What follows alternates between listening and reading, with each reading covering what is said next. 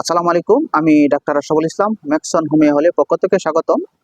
এখন আমি যে রোগটি বলবো সেটা হলো একটি মেয়েদের সমস্যা রোগ নিয়ে।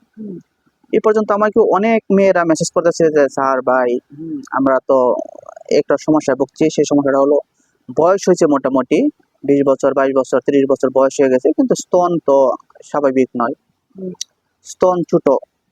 হ্যাঁ, ছোট স্তনের কারণে আমরা আমাদের ওই বিভিন্ন সমস্যা ভুগতেছি। হ্যাঁ, বিয়ে হচ্ছে না বা দেখা গেছে বিয়ে হলেও শান্তিতে সংসার করতে পারতেছে না।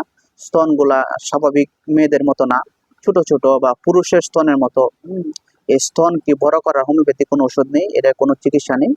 আমি বলবো হ্যাঁ অবশ্যই হোমিওপ্যাথিক চিকিৎসা আছে। হোমিওপ্যাথিক চিকিৎসা করালে বা খাইলে কিছুদিন ওষুধ খাইলে স্তনগুলা মেয়েদের গ্রোথের যে সমস্যাগুলো থাকে এই গ্রোথের সমস্যাগুলো সমাধান হবে এবং একটা মেয়ের যতটুকু প্রয়োজন অতটুকু হবে।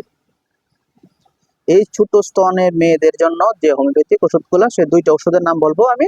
এই দুইটা ওষুধ কিছুদিন খাইলে আশা করি স্বাভাবিক হবে। প্রথম যে মেডিসিনটা সেটা হলো সেবালচুরেটা। সেবালচুরেটা ওষুধটা মাদার টিংচার। এটা 10 ফোঁটা করে ওষুধ, দিনে 2 থেকে 3 বার, খাবারে আধা ঘন্টা পরে আপনি 2 থেকে 3 মাস একটা ওষুধটা খেয়ে যাবেন। দ্বিতীয় যে ওষুধটা হলো সিমাপিলা।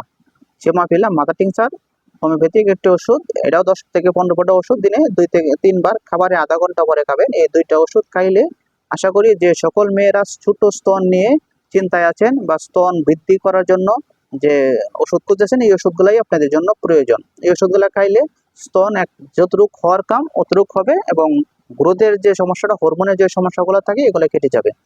ছোট স্তনগুলো বড় করবে এবং স্বাভাবিকভাবে নিয়ে আসবে। এই বিষয়গুলো করার কোনো তথ্য লাগলে বা পরামর্শ লাগলে অবশ্যই আমাদেরকে জানাবেন। আমরা সঠিক ওষুধ এবং সঠিক পরামর্শ দিয়ে থাকি। আমরা সারা বাংলাদেশে ওষুধ পাইকারি ভাবে আমরা অনলাইন এবং কুরিয়ারের মাধ্যমে দিয়ে থাকি। যদি কারো ওষুধ লাগে তো আমাদের কাছে নিতে পারেন। আমরা ওষুধ দিয়ে থাকি সারা বাংলাদেশে। দেশের বাইরে যারা থেকে নক করেন তারা আমার বড় বড় নক করবেন, আমরা সঠিক ওষুধ নাম লিখে দিব, আমরা কিনে খাবেন। ভালো থাকেন, সুস্থ থাকেন। আসসালামু আলাইকুম।